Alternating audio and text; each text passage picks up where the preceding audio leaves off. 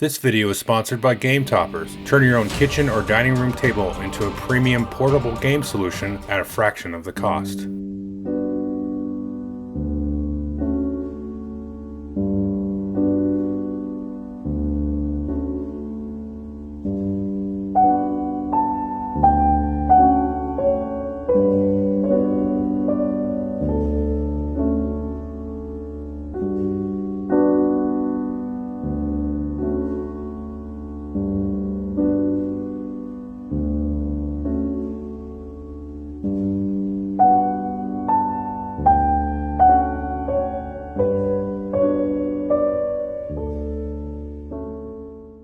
Hey everybody, welcome to my top 10 games of 2023 video. We're going to jump right in.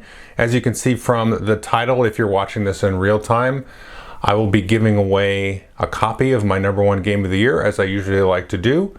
And I won't reveal the game right this second, but thanks to the publisher for furnishing a copy. So to win the copy, please just leave a comment below under the video on YouTube. I'll randomly select one and then get in contact with the owner and put you in contact with the publisher, and then you can get a copy of it. So I'll have more details about that when I announce the game. But before we jump right into my top 10, just three real quick kind of honorable mentions.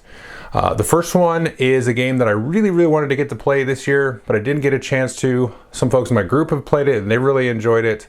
That's Hegemony. That was kind of a big game this year. It is this big, like, conceptual government style game with different middle class, capitalist class, government class, that kind of thing, working class labor. A big, heavy game, you know, lots involved. We just could not get a game day set up to sit down and get it played. But that was one I was really looking forward to. I had a feeling it would probably show up on this list. I mean, there's a couple other games that I didn't get a chance to play just because, you know, that's how things go. But that one in particular, I was like, yeah, that feels like it's something up my alley, and probably one that I'll get asked about because it won't be on the list. There may be some others. And I will have a podcast coming in January. I did this last year called The Other Guys, where I think this year will be about 7 or 8 different games that, you know, kind of hit or miss. Most of them were hits, but just didn't get a chance to really get them reviewed. But the top one there would be Hegemony as my honorable mention there. Other honorable mention I would like to mention is Oathsworn. Now, this was in my top games from last year. We just finished the campaign finally, all 21 scenarios. Finished it, absolute blast. Frankly, it ate up a good chunk of my tabletop board gaming time, and I'm super happy that it did.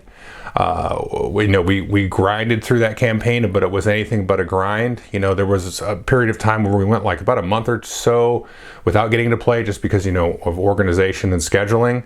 But absolutely cannot recommend the game enough. One of my best gaming experiences that I've ever had.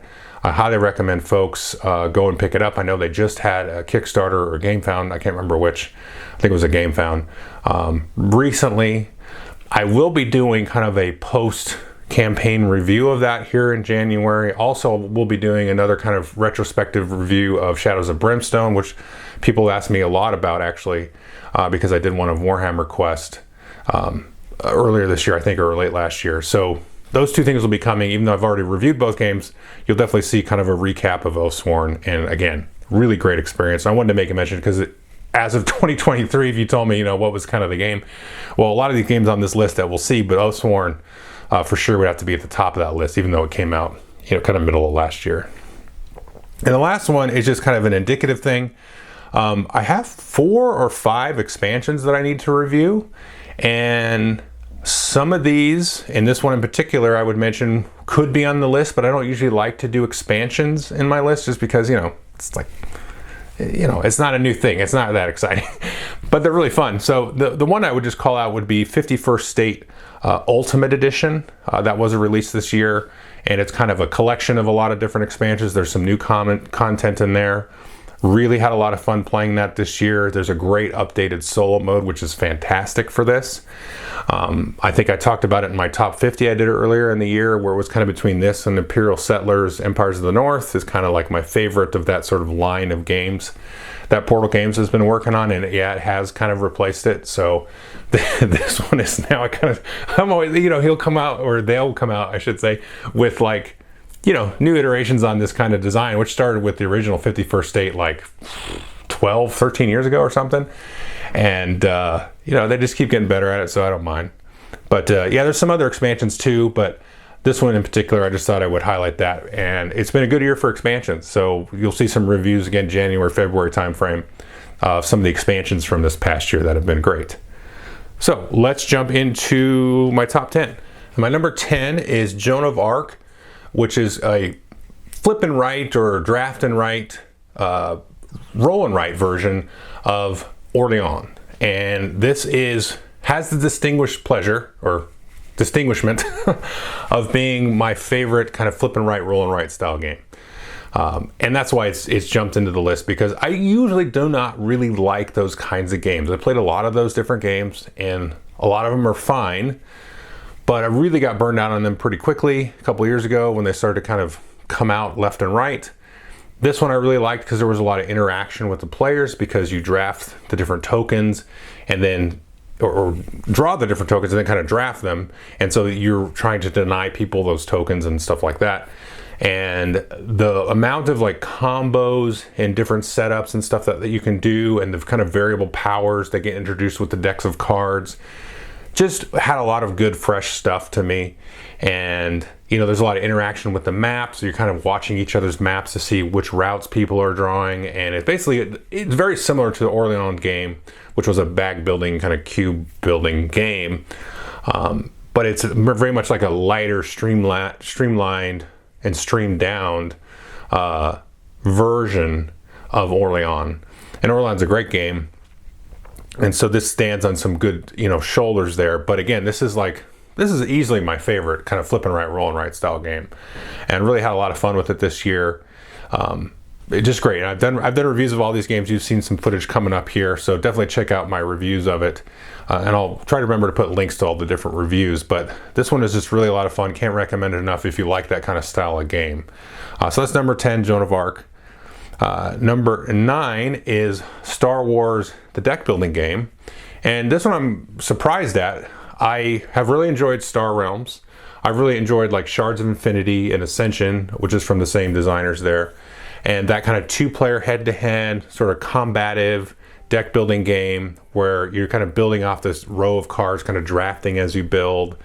Really, really enjoy the kind of riff that the Star Wars deck building game takes on it, where you can sort of attack the Empire's cards or the Rebels cards, because you're not really able to purchase those, and that whole kind of dynamic to it, and the force powers and the whole like bases and stuff that you sort of flip out that gives you different special abilities and kind of allows you to catch up if you get behind. And it does it so very simply and elegantly, and it's got the cool Star Wars theme. I feel like this one's going to fly under the radar a little bit because it's kind of dismissed. It's a very small box. It's Star Wars. Who cares if we've seen enough Star Wars stuff? But really, this one just has a ton of cool fun to it. I hope they put out an expansion or two for it. Not that it necessarily needs it, but it just kind of, liven it up and keep the card variety going. Because, you could play through all the cards, within the space of like playing this game for 6 months to a year pretty quickly. But I cannot recommend it enough because it's just a great, easy to get into deck builder, family style game. It's not too burdensome or anything like that. And it's just a lot of fun. So that's my number 9, Star Wars, the deck building game. Number 8, kind of in the same vein, is the Stranger Things game from CMON.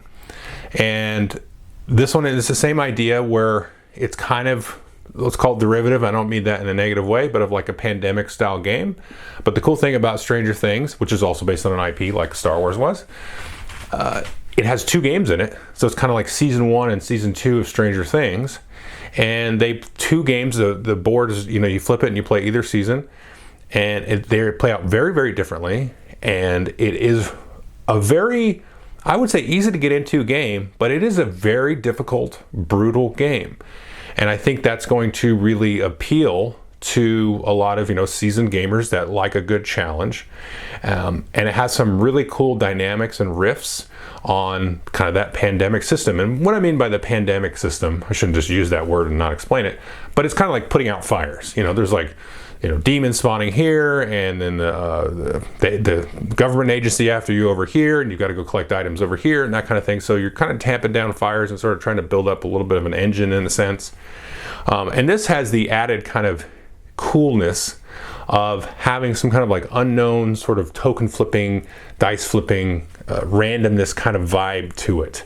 There's no dice, but you kind of get what I'm saying, where you kind of have to build in a little bit of mitigation and padding when you go to try to do something like defeat certain items, or accomplish different tasks, or free Will, or get 11 and get her powers unlocked, and that kind of stuff. And it's super thematic, and like I said, each board has a different kind of vibe to the different seasons, and it's just really a strong game. And every year, it seems like the last several years, I've had that kind of like nice, easy co-op that is nice and balanced. You can probably play it with the family okay. And this is kind of the one that slots in there, except for the one right above this, which I'll get to. My one caveat with this, just kind of as a fair warning, is, I already said this, but it's very difficult. And if you're playing it with kids, that might be slightly frustrating. But in past years, I've had like the Clone Wars game, and Horrified, and what was the other one? Like the World of Warcraft pandemic game. And those are winnable. And you can scale the difficulty too. Like the Clone Wars game was really good because you could put it on easy, and it's easy. And you can really crank up the difficulty, and it's difficult. This one is more difficult than I think all of those that I mentioned. So just kind of know that going in. But I definitely recommend it, especially if you're a fan of Stranger Things, which I am. It really does justice to that IP, and just really, for me, immersed me right back in that world and everything. It was a ton of fun. So that's number 8, Stranger Things. So number 7 is Marvel Zombies. Now, specifically, this is the Zombies version. I just recently revealed the X-Men Resistance box, which you can combine. Now, in the Marvel Zombies, you're playing as zombified superheroes, so you're playing like as the evil characters, the bad guys. In the X-Men Resistance, the tables are turned, and you're playing as the normal heroes fighting against the zombie heroes. And you can mix and match and play stuff, and there's scenarios across both. Personally, for me, the zombie version is really neat because you have this like hunger mechanic where if you get too hungry, it kind of amplifies your power. But if you max out that hunger, then it slows you down. You can only do this one basic sort of consume attack, and that's it. So all you can do is eat things. So there's like this strange sort of balancing act with that, and also like if you roll dice a certain way, it's just going to amplify your hunger. And adding that kind of dynamic and that sort of teeter-totter seesaw thing that you've got to kind of manage with the kind of general sort of Zombicide co-op tactical spatial thing, really, really cool. And it makes Zombicide just, that much more interesting. And I've liked a couple of Zombicide games, mostly the fantasy ones, the Green Horde and Black Plague and that stuff. That's really the only other ones I really liked. But Marvel Zombies to me is the best Zombicide that I've played. I haven't played every single one of them, but played a lot of them. And I like the whole Marvel thing, and the Marvel Zombies is silly and fun. And I do like the X-Men Resistance. I'll definitely be keeping that. And the X-Men Resistance one is good. It's just not as good as the Marvel Zombies one. And I just, if you like Zombicide and you were sort of like, I don't want to mix my superheroes with my zombie game or whatever, I would say give it a shot, because it is just a ton of fun. And it's just that whole hunger thing, again, just adds that extra layer there. And there's a lot of other little nuanced mechanics that I'm just ignoring because this is a top 10. But again, I'll have the reviews to these games below. But really, really love number 7 here, Marvel Zombies. Now, number 6 is Undaunted Battle of Britain. And I don't remember if I included an Undaunted game on any of my top 10 lists. I might have included the first one when it came out. Really have enjoyed all of that series. Never played Stalingrad because it's just a big campaign version of the previous games. But to me, Battle of Britain is my favorite version of all the Undaunted games. I really like how this system works with the dogfighting and the air-to-air combat. Well, and there's also ground-to-air too, but it just works perfectly for trying to sort of manage the formation of your different squadrons, the steering and piloting of your ships, the planes, and there's a lot of varied varied scenarios where you do have some of those like boats in the water that you're trying to either bomb or get them to escape, or fly around some of the anti-aircraft gun, or fly through some of the terrain. Sometimes there's be like those little balloons that'll blow up if your plane flies into them, or sometimes there's heavy cloud cover. And to me, there's just a lot more kind of stuff to just chew on with this dogfighting game. And I'm not really particular somebody that honestly over the years has really enjoyed these like dogfighting style games or like boat games where you're sort of steering boats and stuff. X-Wing is probably the one exception of the ones that I really, really liked. And this one's right up there in that sort of pantheon for me, which is very, very few games. But if you like a good like dogfighting game and that kind of thing, the whole deck building mechanism just works beautifully with this. There's some really nice historical scenarios that you can play through. There's a little mini campaign that goes through. I think there's 10 scenarios. And it's just a lot of fun. And it has a lot more to me, sort of like emotional ties or just intensity with the kind of the deck building and the process of flying your ships around than the previous Undaunteds did. And I like those other ones, but to me, I'm like, this is the system. This is the type of game that this system was meant for me personally. So I really can't recommend Undaunted Battle of Britain enough. Okay, moving on. Number 5 is a game called Crunch Time, and this is from Mike Fitzgerald and the folks over at Eagle Gryphon Games. And this is a continuation in his highlight series. So he did baseball highlights and he did football highlights, both of which were like futuristic robot versions of baseball and football. Now, Crunch Time is set like in modern day or any day. It doesn't really have a time frame. It could be in the 1950s, or the 70s, or the 80s, or now. And it's a basketball game. And for my money, it's the only good basketball game in the world ever on tabletop or card or board game or whatever you want to say. And it's not like a Stratomatics thing, which is not really a game. But at least to me, this is a good, quick 20 to 30 minute two-playing head-to-head game. You can also play solo, and the solo is actually pretty decent. It's better two-player. But I absolutely love this game. And so obvious caveat for me, basketball is my favorite sport. Especially NBA basketball. I mean, I've loved it since as long as I can remember. And this to me it just makes me so happy and gives me so much pleasure to see somebody actually be able to kind of translate the game onto the tabletop. And I talk a lot about this. I don't want to bore anybody here with basketball talk, but there's a lot of cool things that this game does that's very indicative of a good, solid basketball game. Especially to me, the NBA game, and some of the flow and the momentum, and dynamics, and the tactics and strategy that get involved. It's very abstract, but it still like touches on some of those essences. Absolutely love everything about Crunch Time. So if you love basketball, I would say 1,000,000% go pick up Crunch Time. If you're not a basketball person, yeah, you might still like it. But you're probably not really a thing for you. But I love basketball, and number 5, Crunch Time, is just perfect. Okay, so keeping going here. Number 4 is Great Western Trail Argentina. Now, technically, I think this is like a late 2022 release, but stateside didn't really hit here until 2023. I know New Zealand has come out more recently. I like New Zealand, but to me, Great Western Trail is one of my top, I don't know, it's in my top 10 or top 20 of all time. And this one jumped right in there and knocked the original out. It keeps New Zealand out.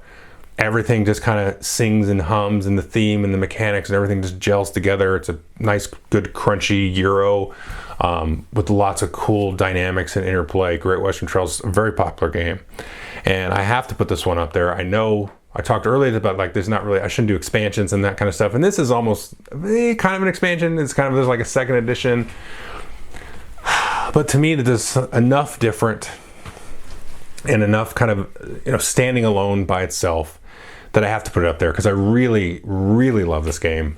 And I love the whole system in general. Like all 3 of the games are really good. But I just cannot recommend Great Western Trail Argentina enough. It just works so beautifully. It's like everything about a good Euro game and what a good Euro game should be, in my opinion, is Great Western Trail Argentina. I don't think I'm telling anybody anything new there, but I just can't recommend enough. If you've not tried any of these games, it's probably a tricky proposition to go jump right into Argentina. The first one's a little bit simpler, not by a ton, but it's just, it is a little simpler. But I can't recommend Argentina enough. You got to get that one. Okay, that's number 4. Number 3 is The British Way, which is a brand new coin game, and coin means counterinsurgency. And typically what these games are, if you're not familiar, it's usually a 4-player game, although some are 2-player only, like this one is a 2-player only game. And they usually set in a somewhat modern historical context. Not always, some of them are set far back in history, but some of the more famous ones are Andean Abyss, which is during in Colombia in basically the 80s and 90s, or Cuba Libre, which is set during the communist revolution in Cuba.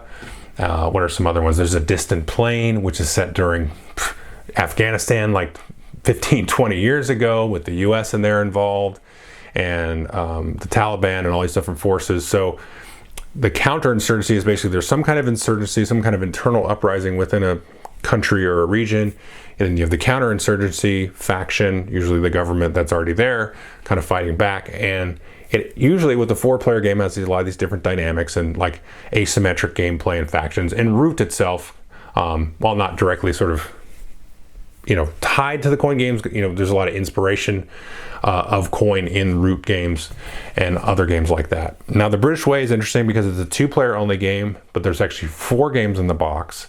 You can play through it as a campaign. It works fantastically solo. And I know at the time I reviewed it, I hadn't played it more than solo. I have since played it 2-player. It's even better 2-player. And I've not played the full campaign. I just played Palestine, which is like the first game in the campaign. And it's great. It's absolutely great. I think it's my favorite coin game of all time now. Cuba Libre is still in that spot. I probably have to play some more British Way. I've played Cuba Libre to death. This one, though, it's gonna be tough. Cuba Libre does a lot of extra stuff. This one is a little simpler than any coin game that I've played. Each of the 4 games takes about, let's say, hour and a half. Could take a little less or a little bit more. Let's ballpark each of them an hour and a half, especially after you've learned, the game and played it. Each of the games plays relatively different than each other, but not completely, divorced and, completely separate from each other. There are some commonalities. I cannot recommend enough. The campaign is an absolute blast to play through. I really like what the dynamic of some of the campaign stuff, which is very simple, very, very simple, but what that does to and affects each game in the 4 games, and how that works is really, really good.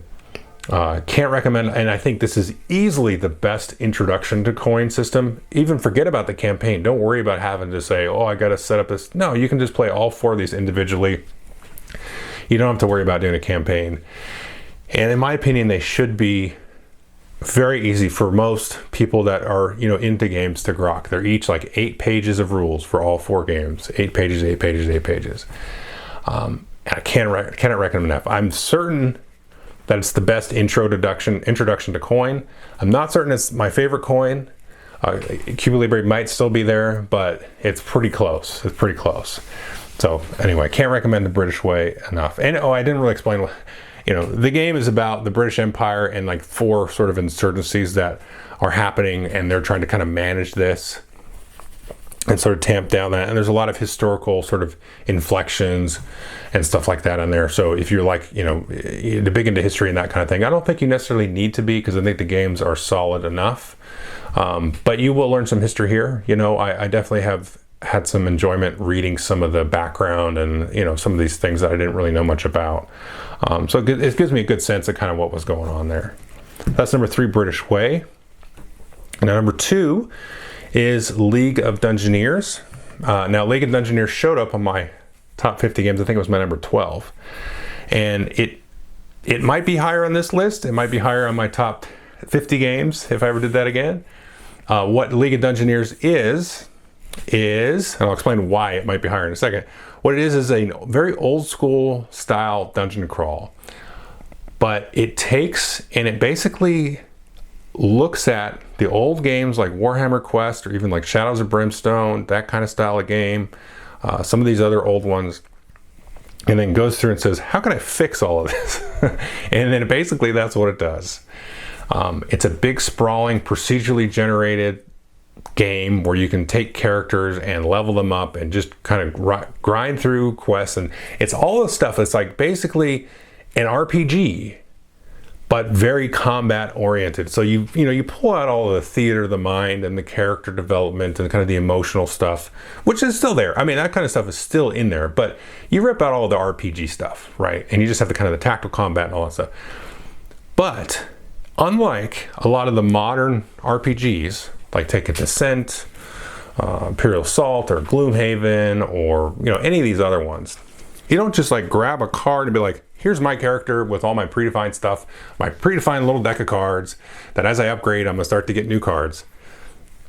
This one, you roll up characters with the dice. You can pick a class, but then you can sort of specialize in different skills. So you can make kind of a jack of all trades character, or make a fighter who's really good at lockpicking, but maybe not so hot at some other stuff, and do all these kinds of things. And it's so technical and crunchy and just immersive. And there's a lot of different stuff that you can do. I mean, there's a lot of optional rules for like the weight of the items that you're carrying, or the amount of arrows in your quiver, and all of this stuff. So you can kind of make it as crunchy or not as you want. But even like the basic non-optional, non-advanced rule thing is still really, really crunchy. And it comes with these really beautiful standees. So there's no like plastic in it, which, me, I love a good plastic model that I can paint, but the standees are cool shaped, and the silhouettes and the forms of the cutouts are really distinctive and characterful and all that stuff. And it's just really a fun, crunchy game you could just sink like years into. And now, I really debated this one and then what'll end up being my number one game, mostly because of how good the number one is. But the one sort of caveat with this is, with League of Dungeoneers, is there's a new print coming out, a new edition. I don't know, we wouldn't really call it a second edition. It's like a reprinting of the first edition. There are some rules tweaks coming. There is an expansion, which looks amazing, coming. And so, because it feels like a little up in the air to me as well, I'm like, how is this going to land on the other side of that? Because you just don't know. I mean, maybe some of the rule changes, I've seen some of the general rule ideas and like the thrusts of what the rule changes are going to be, and I think they all look really cool and good. I'm like, this all seems fine.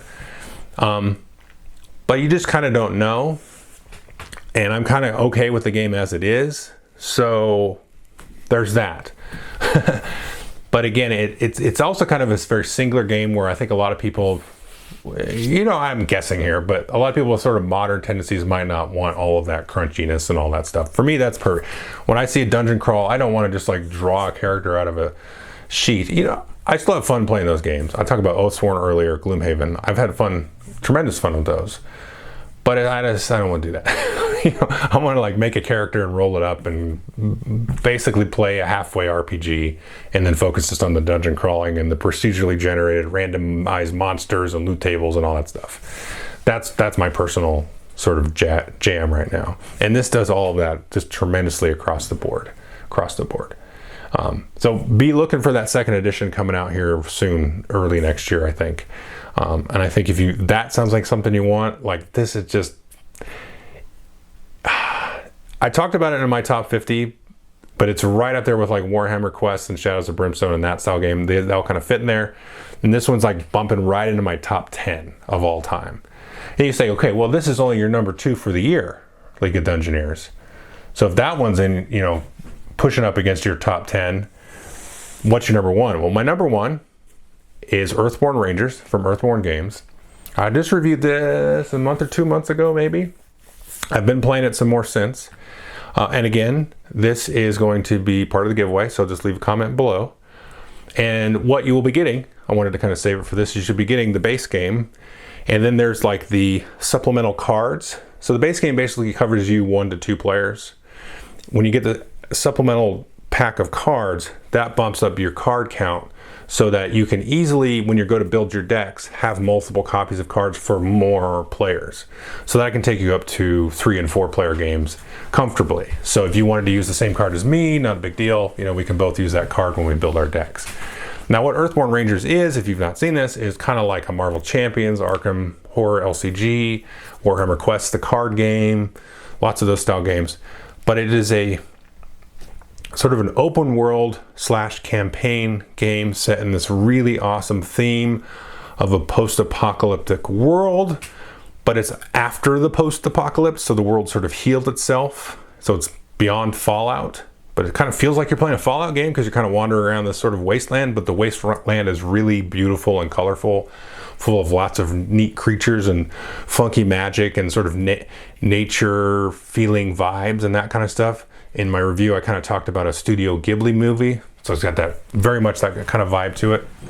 And that's what it is. So it feels like you're playing Skyrim or Fallout, but in this Studio Ghibli style world, post-apocalypse.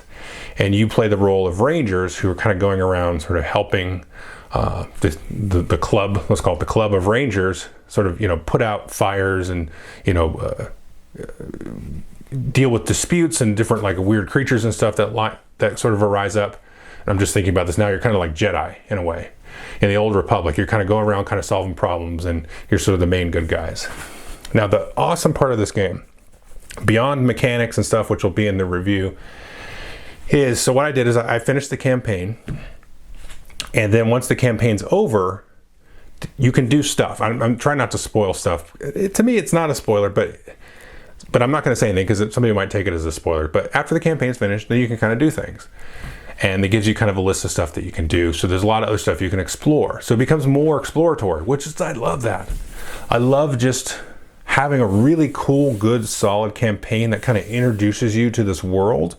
You kind of start to run into these different characters that you might bump into more than once. So what I did is, after the campaign was done, I did a few more kind of days in the game and some other little quests with my character that I'd really developed over this time. And then I kind of put them away and I saved off that campaign sheet, and then I started up a new character, but in the same world as it is now. And then, because I was like, I'm going to try a different style character, different vibe of a character. And now I'm kind of going off and trying to do like all these different side quests that I never got to, and some of the other different quests that aren't really side quests, they're just kind of their own thing. And I've started to do a couple of those now. And it just feels really, really cool that you can have a game that is just like, oh, let me go back and visit this world again and kind of live and breathe in this world. And the way the mechanics and stuff, which I'll talk about in the review, which will be linked, really lend itself to breathing life constantly through the course of the gameplay, the cards and everything. And it just pulsing this world off of the table. And all it is just cards. And then like you got a little map off to the side that you just kind of use as a reference. And that to me is like such a new breath of fresh air. And I can't express like enough that I think people need to run out and try this game. And I think there's an upcoming, I think it's going to be a GameFound campaign early next year, maybe January, February. I'm not super sure about that. So definitely check that out when it comes out. But if you've watched the channel at all for a while, you'll know that like in terms of like League of Dungeoneers and Oathsworn, that kind of thing, I do like a good narrative sort of storyline. I've really liked the Pandemic Legacy games, loved Oathsworn, Gloomhaven's cool, the Descent 3rd edition, Legends of the Dark, I really enjoyed that last year or the year before, and I like that. But then when you finish it, it's like, probably never play that again. Whereas this thing and stuff like League of Dungeoneers or Warhammer Quest, it's not really, you know, you do a quest here and there, but then it's more about going and revisiting that place and going to that world. And that to me, for me personally, is like the coolest thing. In this game, Earthborn Rangers somehow kind of marries those two things, because you kind of really have to start and do the quest, I think. I think you could do it without, you kind of ignore things. In a way, like you could probably play this game just sitting down and being like forcibly telling yourself, I'm not going to go down these quests. and then stuff is going to be happening, like all the big cool, events. You just gonna be kind of doing your own thing, and then you're like, oh well, this thing, I'm making up, like this got destroyed, and then this person was saved. I'm just making up stuff, but like all the big movie moments, and then you're just your own guy off on the side. Like you could do that, but like I said, when I went through the quest, finished it, I still felt like there was a complete world out here that I could just go kind of do and interact with, and basically play through for, I don't know, however long it'll take me to kind of sort of unlock all the rest of the keywords. I'm not really even worried about it. It's just like, feels like I'm sitting down to just play a game of Marvel Champions, which I really love. I still have like everything for that.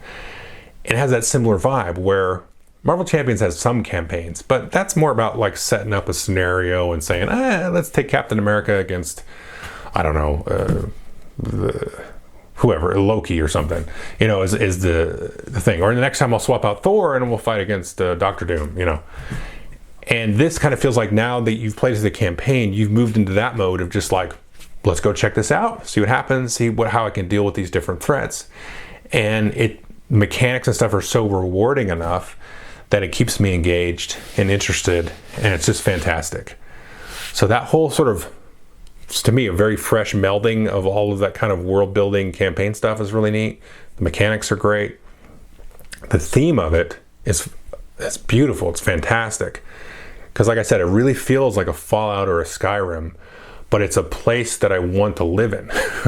So if you plucked me out of this universe somehow and you said you have a choice between, Skyrim and Fallout, no thanks, and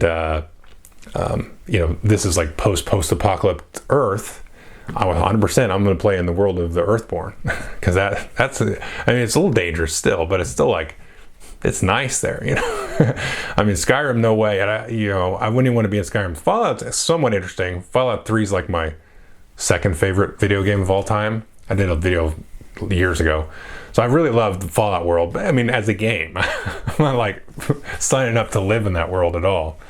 And I like that they kind of took a chance on that theme, right? Because it's interesting, it's different, it's still dangerous, it's inviting at the same time. It has like so many facets to it, and there's a little bit of a risk taking there, because they could have made this like a fantasy game or a Fallout game, and I'd be totally cool if they did that with this same style system. But this is cool because this is such a different, fresh world that you just don't see usually in this kind of tabletop environment.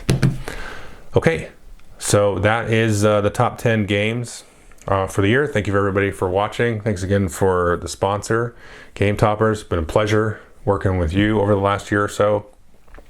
It's been a pleasure making these videos, and I hope everybody has a happy Hanukkah if I get this out in time, and a Merry Christmas and a Happy New Year and all that good stuff. So anyway, take care of yourselves. Thank you.